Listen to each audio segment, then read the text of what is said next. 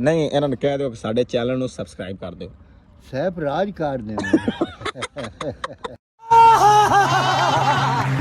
ਅੱਛਾ ਜਿਹਾ ਹੁੰਦਾ ਹੀ ਟੀਕੇ ਬੜਾ ਸਾਫ ਹੁੰਦਾ। ਅੰਗੂਰ ਵਿੱਚ ਗੱਤੇ ਆ ਫੁੱਲ ਦੇ ਦੂਆ। बिस्मिल्लाहिर्रहमानिर्रहीम अस्सलाम वालेकुम नाज़रीन, welcome back to my new vlog. कैसे हैं? उम्मीद करता हूँ कि आप सब ठीक होंगे। अल्लाह का फजल करम से आज का व्लॉग करते हैं शुरू।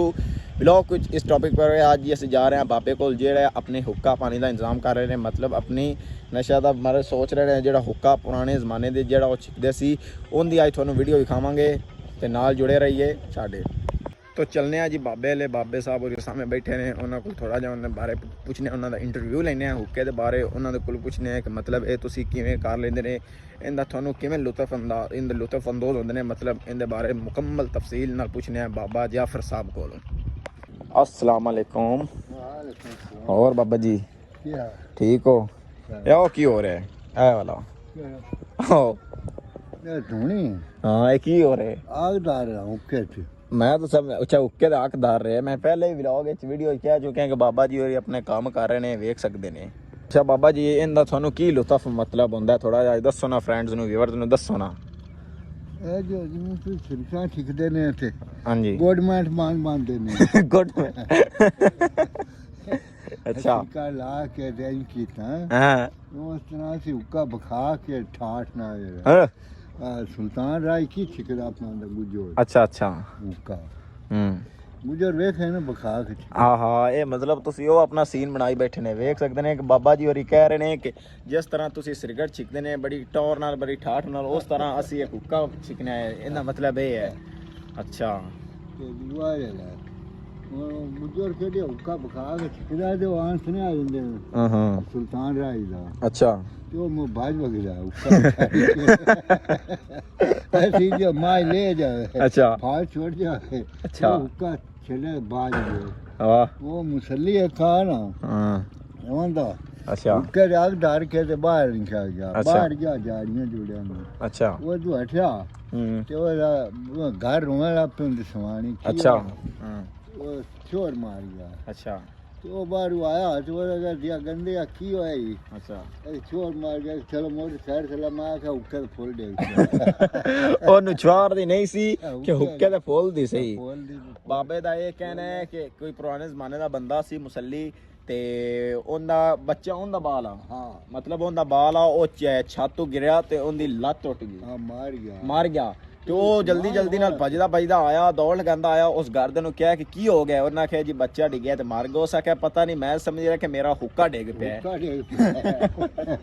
मतलब उन्हें हुक्के इंपोर्टेंट आ भी हुक्का उन्हें बेत अगे आ ते बच्चा उन्हें पिछे आ। अच्छा ये हुण तुहाडी मिसाल है। और इंदा दसो कहंदे कोई फायदे नुकसान या कोई दसो ना थोड़ा फ्रेंड। बगला में पटदा सिरका ना चंगा फबा के बंदा अच्छा लाठियां लूठियां लठियां ऐसे तो कड्डी रखने हाय हाय हाय हां तो किसल छिक्या हां ये नहीं कि 24 घंटे हुक्का ही ना छिक्या क्या सेहत वास्ते हानिकारक होंदा है। क्यों बाबा जी? ये लुकमान हकीम कड्या ए लुकमान हकीम कड्या ए बाबा जी दा कहना है कि लुकमान हकीम ने हुक्के दा बारे मुतल्लिक कड्या सी कि हुक्का पीता करो कोई सीना साफ रहंदा हुक्के दा सीना साफ रहता है। वाह जी वाह। ये हुण समझो बाकी आ जेड़ा दुध घ्यो हुंदा है ये छड़ दिओ ते हुक्का पीना शुरू कर दिओ, हुक्के नाल तुहाडा जी सीना साफ रहेगा। क्यों बाबा जी? होर अज दे मौसम दे मुतल्लिक दसो ना, मौसम किवें दा है? हां ये पुछे ना दुए बशीरे तू नहीं तुसी दसो भी मौसम अज किवें दा है हैं? साडे देखणे ते बस तार गरम जाए नहीं तो इनदे विच मतलब की मिक्स करदे ने, ये भी थोड़ा फ्रेंड्स नु दस दे हुक्के दे विच मतलब की मिक्स करदे ने। बंदे अंगा लग गए अनारा दे साको अनार अंगूर इयो जे ओ वेच रख के उत्ते आग रख के छिकने अच्छा ते असी तो अगला तौर तमाकू कोड़ा जिवें अफीम जहर ओ छिकने ते हुण ते ओ कितने छिकाई है वो मिठा जा हुंदा है तीखे बड़ा साफ हुंदा अंगूर ਵਿੱਚ ਗੱਤੇ ਆ ਫੁੱਲ ਦੇ ਦੂਆ ਅਨਾਰ ਚ ਗੱਤੇ ਇਹੋ ਜੋ ਸੀ ਅੱਛਾ ਹੁਣ ਰੰਗਾ ਟਾਪ ਗਿਆ ਮੁੰਡਾ मतलब हुण भी वो जदीद दौर आ गया, हुण अगली गल नहीं रही ਹੁਣ ਇੱਕ ਤਕਰੀਬਨ ਤਮਾਕੂ ਹੈ, ਮਤਲਬ ਇਹ ਤੁਸੀਂ ਗਾਉਂਦੇ ਨੇ ਵਿੱਚ ਤਕਰੀਬਨ ਕੌੜਾ ਹੋ ਜਾਂਦਾ, ਖੰਡ ਵੀ ਮਿਕਸ ਕਰਦੇ ਨੇ ਇਹਦੇ ਤੇ ਖੰਡ ਵੀ ਪਾ ਹਾਂ ਵਿੱਚ ਖੰਡ ਮਿਕਸ ਕਰਕੇ ਤੇ ਫਿਰ ਕੋਈ ਜ਼ਾਇਕਾ ਬਣਦਾ ਮਾਰ ਥੋੜਾ ਬਹੁਤਾ, ਨਹੀਂ ਤਾਂ ਕੌੜਾ ਹੁੰਦਾ ਹੈ। ਹੁਣ ਜਿਹੜਾ ਆਮ ਸਵਾਣੀਆਂ ਬੰਦੇ ਉਹ ਚਿਕਨ ਲੱਗ ਜਾਂਦੇ ਅਨਾਰਾਂ ਦੇ ਪਾਤਰ ਹੋਏ ਅਨਾਰ ਹੋਏ। ਨਹੀਂ ਤਾਂ ਅੱਜ ਕੱਲ੍ਹ ਦੇ ਨੌਜਵਾਨ ਨੂੰ ਕੀ ਕਹਣਾ ਚਾਹੋਗੇ, ਜਿਹੜਾ ਕਾਲ ਅੱਜ ਦੇ ਨੌਜਵਾਨ ਨੇ ਤੁਹਾਡੀ ਤਕਰੀਬਨ ਆਵਾਜ਼ ਰਿਕਾਰਡ ਹੋ ਰਹੀ ਹੈ, ਦੱਸੋ ਨਾ ਅੱਜ ਦੇ ਨੌਜਵਾਨ ਨੂੰ ਕੀ ਕਹਿਣਾ ਚਾਹੋਗੇ ਨਸ਼ੇ ਦੇ ਬਾਰੇ, ਜਾਂ ਬਚਣਾ ਚਾਹੀਦਾ ਹੈ ਜਾਂ ਕਰਨਾ ਚਾਹੀਦਾ ਜਾਂ ਹੁੱਕਣੇ ਇਹ ਨਹੀਂ ਜਾਣਾ ਚਾਹੀਦਾ। ਇਹ ਹੁੱਕਾ ਜਿਹੜਾ ਸਭ ਤੋਂ ਸਸਤਾ ਨਸ਼ਾ ਹੈ ਹਾਂ ਤੇ ਹੈ ਵੀ ਵੱਡਾ। ਹਾਂ ਉਹ ਵੇ ਕਈ ਤਾਂ ਸਿਆਣਿਆਂ ਨੇ ਵੀ ਇਹ ਜਿਹੜਾ ਨਾ ਚਿੱਤੂ ਬੰਦੇ ਦਾ ਗਾਣਾ ਬਿਲਾ ਵੀ ਕੰਮ ਕਰੀ ਮੈਂ ਹੁੱਕਾ ਘੁੱਟ ਭਰੂੰਗਾ ਅੱਛਾ ਸਾਹ ਕੱਢ ਜਾਂਦਾ। ਅੱਛਾ ਤੇ ਉਹ ਨਾਇਆ ਇਹਦਾ ਮਤਲਬ ਹੈ ਵੀ ਇਹ ਨੌਜਵਾਨ ਨੂੰ ਤਕਰੀਬਨ ਅਗਰ ਇੰਨਾ ਹੀ ਉਹ ਮਜਬੂਰ ਹੈ ਤੇ ਉਹ ਸਿਗਰਟ ਛੱਡ ਕੇ ਇਹਨੂੰ ਤਕਰੀਬਨ ਚੈੱਕ ਟੈਸਟ ਕਰ ਸਕਦਾ ਸਿਗਰਟ ਛੱਡ ਕੇ। ਹਾਂ ਇਹ ਪੀ ਸਕਦਾ। ਸਿਗਰਟ ਨੀਰਾ ਨੁਕਸਾਨ ਦੇ। ਅੱਛਾ ਇਹ ਨੁਕਸਾਨ ਕੋਈ ਨਹੀਂ ਹੁੰਦਾ। ਵੀ ਟਾਈਮ ਲੱਗਦਾ ਬਾਹਰ ਕੇ ਚਿਕਣਾ ਪੈਂਦਾ, ਬਾਹਰ ਕੇ ਆਗ ਬਾਲੀ ਮੁੜ ਧਰੀ ਸਿਗਰਟ ਤੇ ਲਾਈ ਤੇ ਬੰਨਾ ਗਿਆ ਗੋਟ ਸੂਪਾ ਲਾਇਆ। ਚਲੋ ਇੱਕ ਛੋਟਾ ਜਿਹਾ ਆਪਾਂ ਹੁਣ ਬ੍ਰੇਕ ਲੈਨੇ ਆ।